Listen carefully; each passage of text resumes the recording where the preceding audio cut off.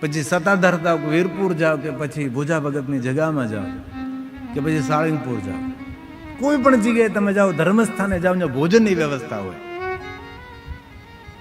તેથી એ વિશેષતા છે.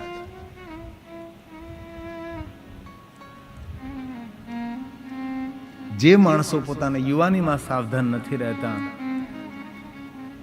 એ માણસની વૃદ્ધાવસ્થા બહુ બગડે છે. તેથી યુવાન ભાઈઓને મારી પ્રાર્થના, મહેનતથી પાછું નહીં પડવાનું. કઠોર પુરુષાર્થ એ સફળતાની ચાવી છે. આજને તો કાલ જરૂર ભાગ્ય ખુલશે.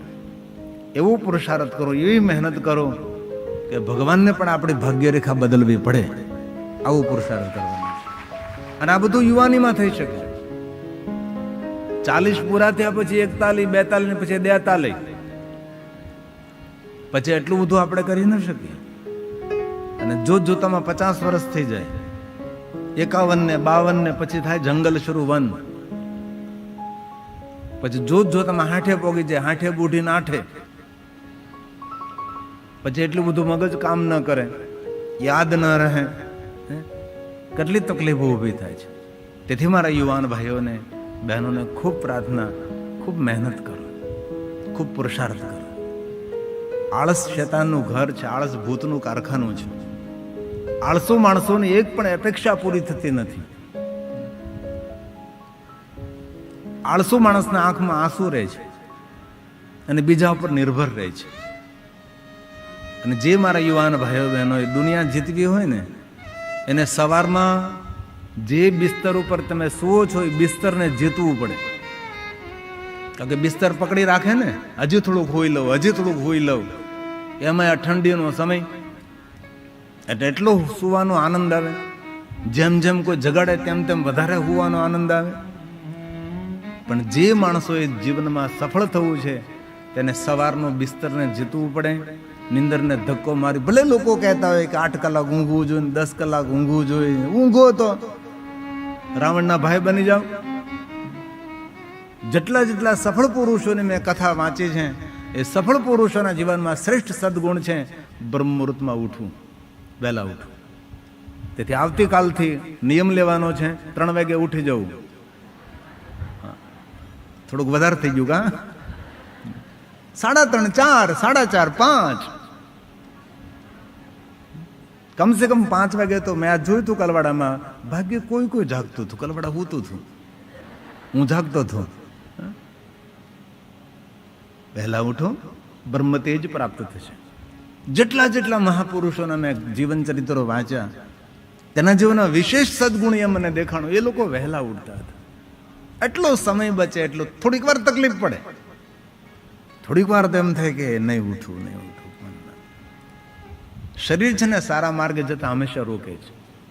તમે ભોજન કરી લો તો સોફા ઉપર બેસવાની ઈચ્છા થાય, વજ્રાસનમાં બેસવાની ઈચ્છા નહીં થાય. શરીર ના જ પાડે તમને કે નથી બેસવું. સવારમાં શરીર ના જ પાડે કે નથી ઉઠવાનું, સૂતો રહે. શરીર કહે તેમ આપણે નથી કરવાનું. જીવનમાં સફળ થવું હોય તો તમારો આત્મા જે પ્રમાણે પુકાર કરે એ પ્રમાણે તમારે જીવન નિર્માણ કરવાનું છે. આત્મા હંમેશા સારી ને ચોખ્ખી અને સરસ સલાહ સૂચન કરે છે. તારે આમ જ કરવાનું. દ્રઢ સંકલ્પ જીવનની મોટામાં મોટી સફળતા હોય છે. તેથી યુવાન ભાઈઓ બહેનોને મારી હૃદયથી પ્રાર્થના, 24 કલાકને સરસ રીતે ગોઠવો. 24 કલાકમાં કેટલા આપણા કામો કરવાના છે, કઈ દિશામાં આગળ વધવાનું છે, આપણા જીવનનું લક્ષ્ય કયું છે. લક્ષ્યહીન જીવન જંગલ મેં ભટકને કે સમાન. ક્યાં સુધી તમારે પહોંચવું છે, જીવનમાં શું કરવું છે. આજ મને ગોરગામના મારે વિનોદભાઈ પટેલ સવારમાં મળવા આવ્યા. મને ખૂબ આનંદ થયો એની વાત સાંભળીને. સહપત્ની એમને મેં કહ્યું કે મારે દક્ષિણ ગુજરાતમાં મારા ગામને એક અનેરું ગામ બનાવવું છે. મારા ગામમાં એટલા વૃક્ષો વાવવા છે, એમાં માણસે 200 થી વધારે બિલવૃક્ષ મોટા કર્યા છે પોતાના ગોરગામની અંદર. અને હજી પણ મારે ખૂબ વૃક્ષો વાવવા, હજી પણ મારે બહુ જ વૃક્ષો વાવવા છે. આ દક્ષિણ ગુજરાતના ગામડામાં મારું ગોરગામ એક અલગ હોવું જોઈએ, મારું અલગ ઓળખાવું જોઈએ મારું ગામ. મેં કીધું આ તમારી તમન્ના છે, એ જ દુનિયા માટે મોટી પ્રેરણા છે. આપણા જીવનનું કોઈ લક્ષ્ય હોય, કોઈ ગોલ હોવો જોઈએ, મારે આમ કરવું છે. બાકી યુવાની હાથમાંથી સરી જશે પછી ભૂલાતી નથી આ સુખી જિંદગી.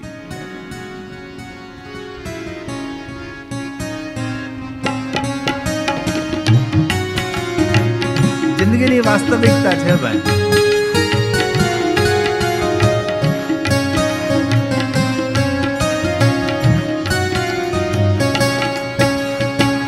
ભૂલાતી નથી સુખી જિંદગી ને, સુખી જિંદગી ને.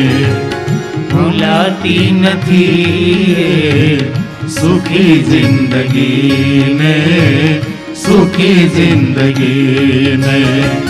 હંમેશા હતી જ્યાં સુખી જિંદગી ને, સુખી જિંદગી ને.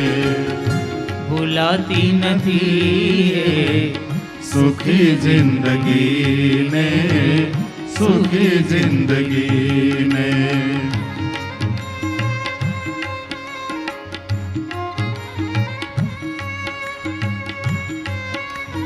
વૃદ્ધોની પાસે બેસીએ ને આપણે એટલે લગભગ યુવાનીની વાતો કરતા હોય છે. એ ભૂતકાળ વાગોળતા હોય છે કે તેની પાસે ભવિષ્ય નથી. યુવાનો પાસે ભવિષ્ય ઉજ્જવળ કરવાનો સમય છે.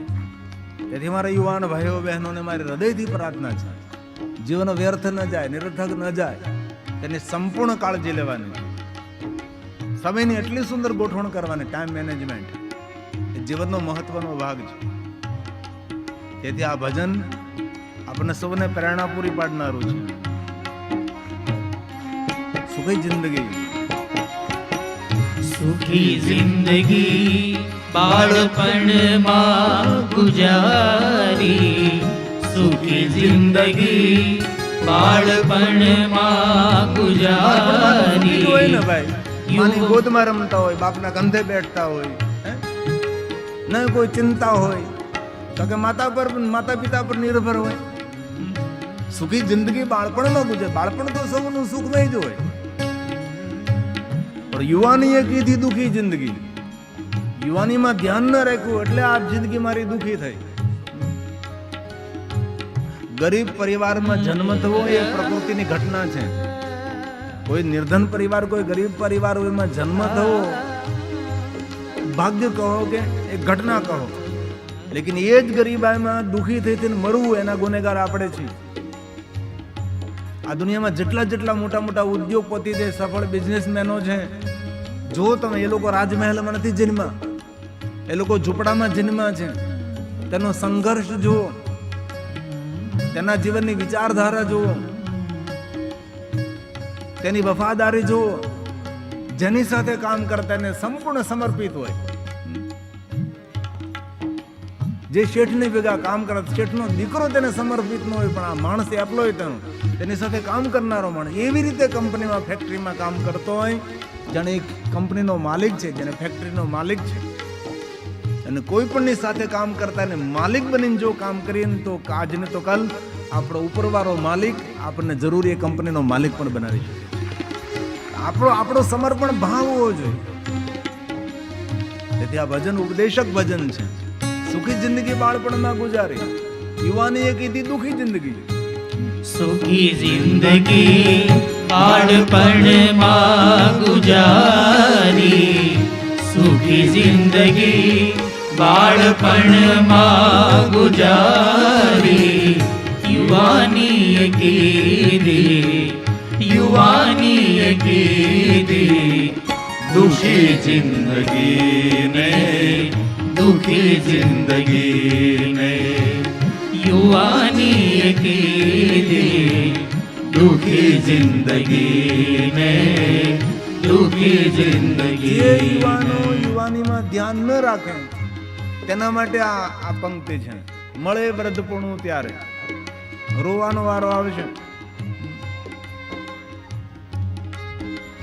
તેથી અમારે આપણે ગુજરાતીમાં કહેવત છે, નાનપણનું નાણું અને શાળાનું છાણું.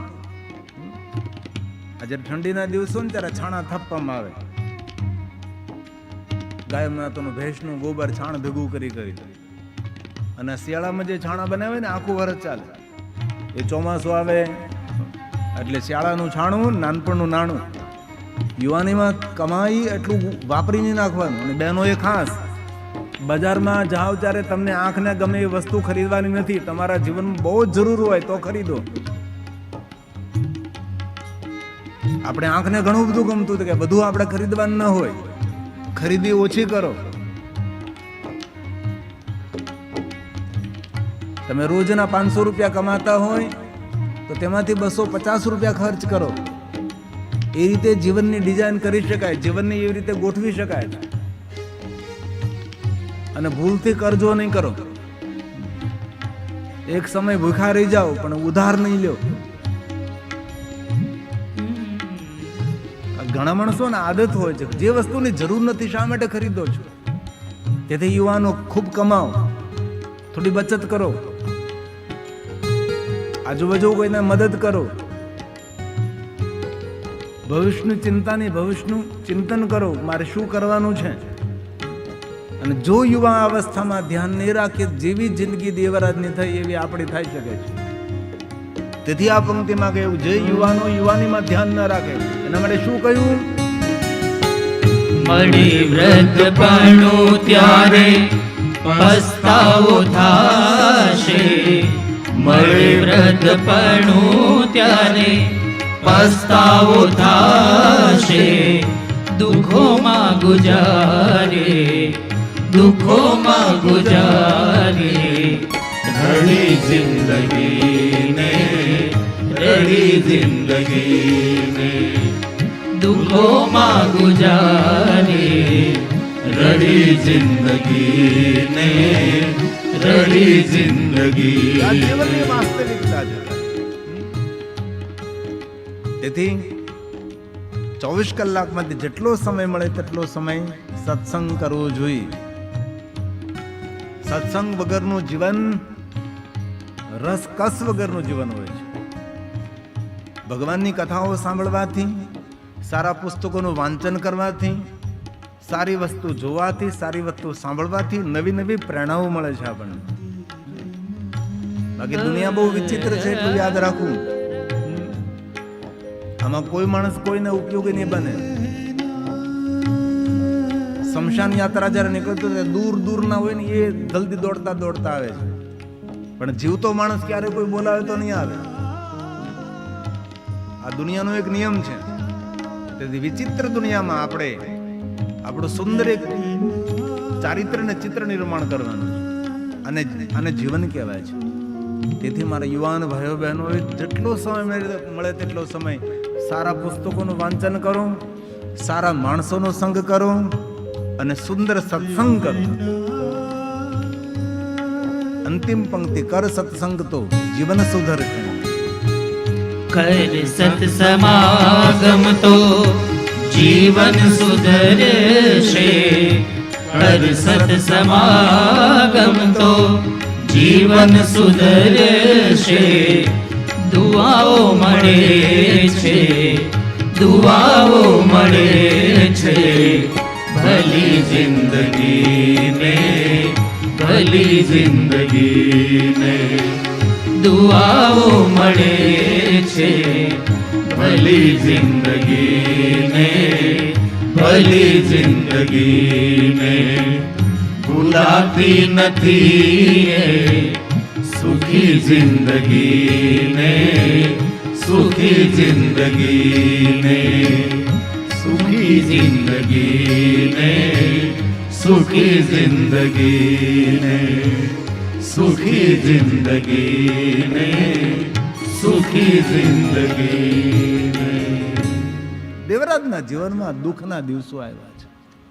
ચાલી શકતો નથી, કામ કરી શકતો નથી, શું શરીર રોગષ્ટ બની ગયું, રોગથી ઘેરાઈ ગયો. પોતાના કિરાતોનો સમાજ છોડીને જવા લાગે, ક્યાં જાવ. પણ ચાલતો ચાલતો જાય છે. એમાં માર્ગમાં એક પ્રતિષ્ઠાનપુર નામનું નગર આવે. આ પ્રતિષ્ઠાનપુર નગરની અંદર પ્રવેશ કરે દેવરાજ. સુંદર એક મંદિર જોવે છે. કોઈને પૂછે કે આ મંદિર? તો કે ભાઈ મંદિર નથી, આ શિવાલય છે. જ્યાં ભગવાન મહાદેવનું શિવલિંગ સ્થાપિત હોય તેને શિવાલય કહીએ છીએ આપણે. જે ભગવાનની મૂર્તિઓ બિરાજમાન હોય તેને આપણે મંદિર કહીએ છીએ. નજદીક ગયો શિવાલય, કોઈ બ્રાહ્મણ દેવતા ભગવાનની કથા કહે છે. આ દેવરાત કથામાં જેને બેસી ગયો છે, કથામાં ચિત્ત નથી, તેનું કથામાં ધ્યાન નથી, પણ કથામાં બેઠો છે. હવે વૃદ્ધાવસ્થાથી ભૂખથી પીડાયેલો હતો, રોગથી શરીર ઘેરાયેલું હતું, શ્વાસની ગતિ અટકવા લાગે છે તેને. અને કહ્યું ભગવાને કે જ્યાં ભગવાનની કથા થતી હતી અને જ્યાં ભગવાનનું શિવાલય હતું, એ શિવાલયના પટાંગણમાં જ તેમનું શરીર શાંત થઈ જાય છે. હવે સ્થૂળ દેહની વ્યવસ્થા તો અહીંયા જે પ્રમાણે વ્યવસ્થા થતી હોય પ્રમાણે કરે લોકો.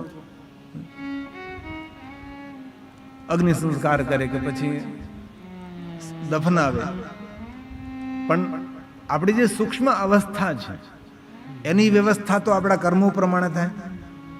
સારા કર્મો કર્યા હોય તો સારી ગતિ થાય, નબળા કર્મો કર્યા હોય તો એ પ્રમાણે દુઃખદ ગતિ થાય. હવે આમને તો જીવનમાં એક સારું કામ કર્યું નથી. યમના દૂતો પહોંચી ગયા અમને લેવા માટે. આવી કથાઓ આપણા શાસ્ત્રોમાં, બહુ મોટી કથા છે પણ થોડા શબ્દોમાં કહેવાનો પ્રયાસ કરું છું. યમના દૂતો લઈ જવાની તૈયારી કરે છે. એ સમયમાં ભગવાન મહાદેવના ગણો ત્યાં પધારે છે અને શંકર ભગવાનના ગણો કહે છે કે યમદૂતો આ જીવને અમને સોંપી દો અને કૈલાસમાં લઈ જશું.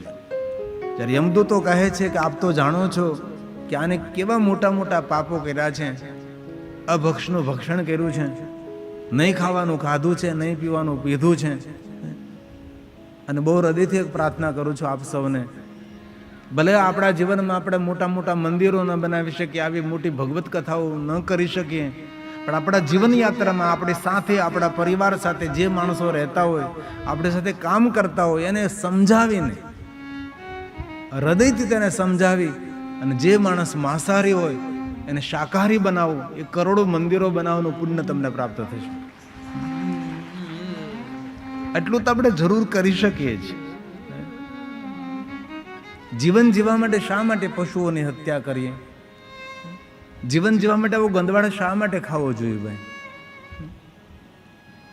આપણે એટલા કથામાં બેઠા ભાઈઓ બહેનો છે, આપણે સૌ આ નિર્ણય લઈએ તો આપણે કેટલા લોકોને સારા માર્ગે લઈ જઈ શકીએ છીએ. આપણે કેટલું મોટું સત્કાર્યનું કામ કરી શકીએ છીએ.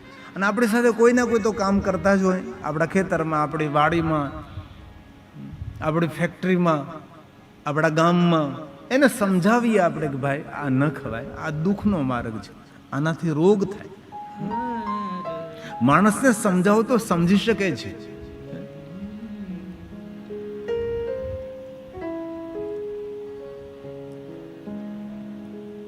માતા શબરીબાઈના વિવાહ થવાના હતા, બહુ નાની ઉંમરમાં.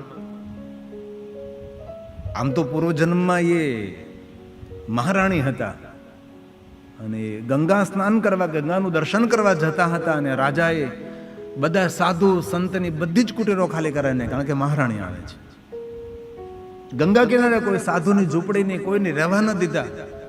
અને મહારાણી આવીને કહ્યું કે મારે કોઈ સંતના દર્શન કરવા. ત્યારે પહેરેદારોએ કહ્યું કે રાજાનો હુકમ છે, એટલે અહીંથી જેટલા સંતો મહાત્માઓ હતા બધાને દૂર અહીંથી કરી દેવામાં આવ્યા છે. અત્યારે કોઈ પણ નથી, તમને ગંગાનું દર્શન કરવા તમે આવ્યા છો, બસ એટલી જ વ્યવસ્થા છે. ત્યારે એમના જીવનનો ભાર લાગ્યો તેમને કે આવું જીવન, ભારરૂપ જીવન, કે મારે કોઈ સંત સાધુના દર્શન કરવા એ પણ હું ન કરી શકું. અને માં ગંગાને પ્રાર્થના કરી કે મને આવો જન્મ નહીં, મને તો એવા કુળમાં જન્મ જોઈએ કે જ્યાં અતિ છૂટછાટ હોય, સરળતાપૂર્વક સાધુ સંત મહાપુરુષોનું દર્શન કરી શકું, એવા કુળની અંદર મને જન્મ દેજે. અને પછી આ શબરી તરીકે જન્મે છે આદિવાસી સમાજ, વનવાસી. અને એમના લગ્ન થવાના હતા તો અનેક એવા ઘેટા બકરાઓ લાવેલા. તો કોઈને પૂછ્યું કે આ શા માટે એટલા બધા ઘેટા બકરાઓ લાવ્યા છે? તો કે તારા લગ્ન છે ને એટલે હવને ખવડાવવા માટે. શબરીને વૈરાગ લાગી ગયો કે મારા લગ્ન માટે એટલા બધા પશુઓની હિંસા. કોઈ પરિવારને, કુટુંબને કહ્યા વગર ઘનઘોર જંગલમાં ભાગવા લાગી છે. ઝાંખરામાં ભરાતી, કાંટાઓ વાગતા હતા, શરીર ઉતરડાઈ ગયું. અને માતંગ ઋષિના આશ્રમે પહોંચી. કોઈ નજીક તો આવવા નહીં દેતા હતા, સૌ અપમાનિત કરી તેને દૂર કરતા હતા. અને એ દૂરથી માતંગ ઋષિને જોતી હતી. અને માતંગ ઋષિએ તેને આશીર્વાદ આપ્યા હતા કે બેટા, સાધુ પ્રત્યેનો તારો પ્રેમ અને સત્સંગ પ્રત્યેનો તારો પ્રેમ, જા બેટા આશીર્વાદ આપું છું કે આજની તો કાલ ભગવાન રામ તારા આંગણે પધારશે. આ માતંગ ઋષિના એક વચનના આધારે જીવન પર્યંત આ શબરી ભગવાનની રાહ જોતી રહી. ચારે દિશાઓ શણગારતી, એવું નહીં કે એક જ રસ્તો શણગારતી. કારણ કે શબરીને એમ હતું કદાચ કઈ દિશામાંથી આવે, આ દિશામાંથી આવે, પહેલી એ ચારે દિશાઓ શણગારતી હતી. અને ભગવાન રામની રાહ જોતા જોતા તેના વાળ પણ સફેદ થઈ ગયા, જર્જરિત શરીર થયું. યુગોથી મીટ માંડવી તપ એનું નામ છે. યુગોથી મીટ માંડવી તપ એનું નામ છે. શ્રી રામને જમાડવા, શ્રી રામને જમાડવા શબરી થવું પડે. મંઝિલને ઢૂંઢવા દિશા કપરી જવું પડે. છોડી જૂનું વતન નવી નગરી જવું